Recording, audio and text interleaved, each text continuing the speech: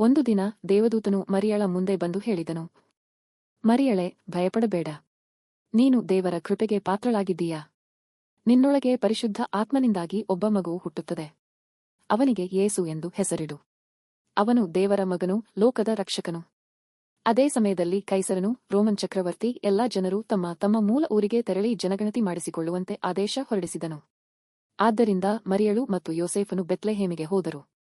ಅಲ್ಲಿ ತಂಗಲು ಮನೆ ಸಿಗದೆ ಅವರು ಒಂದು ಹಸುಗಳ ತಟ್ಟೆಯಲ್ಲೇ ಗೋಶಾಲೆ ಆಶ್ರಯ ಪಡೆದರು. ಅಲ್ಲಿಯೇ ಮರಿಯಳು ಮಗುವಿಗೆ ಜನ್ಮ ನೀಡಿದಳು. ಆ ಮಗುವೇ ಯೇಸು ಕ್ರಿಸ್ತನು. ಅವಳೇ ಅವನನ್ನು ಬಟ್ಟೆಯಲ್ಲಿ ಹೊದಿಸಿ ಹಸುಗಳ ಹಾಸಿಗೆಯಲ್ಲಿಟ್ಟಳು. ಆ ಸಮಯದಲ್ಲಿ ಬೆತ್ಲೆಹೇಮಿನ ಸುತ್ತಲಿನ ಹೊಲಗಳಲ್ಲಿ ಕುರಿಗಾಹಿಗಳು ಕುರಿಗಳನ್ನು ಕಾಯುತ್ತಿದ್ದರು. ಆಗ ದೇವದೂತನು ಅವರಿಗೆ ಕಾಣಿಸಿಕೊಂಡು ಹೇಳಿದನು, ನಿಮಗಾಗಿ ಇಡೀ ಲೋಕದ ಜನರಿಗಾಗಿ ಒಬ್ಬ ರಕ್ಷಕ ಹುಟ್ಟಿದ್ದಾನೆ. ಅವನು ಕ್ರಿಸ್ತನಾದ ಕರ್ತನು. ನೀವು ಹೋಗಿ ಹಸುಗೋಶಾಲೆಯೊಳಗೆ ಬಟ್ಟೆಯಲ್ಲಿ ಹೊದಿಸಿಕೊಂಡಿರುವ ಮಗುವನ್ನು ನೋಡ